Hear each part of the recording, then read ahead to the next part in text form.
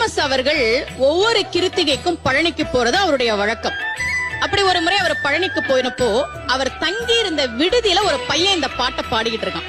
இவர் இந்த முழு பாட்டையும் எழுதி வாங்குறார். ஆனா உண்மையா இந்த பாட்டை எழுதுனது யாருன்னு அவருக்கு தெரியாது.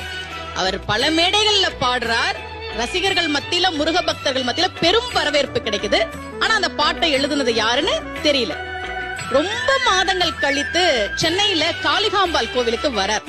அந்த கோவில்ல கல்வெட்டுல இந்த பாட்டை எழுதி வச்சு, இதை எழுதியது யாருன்னு பேரோட எழுதியிருக்காங்க.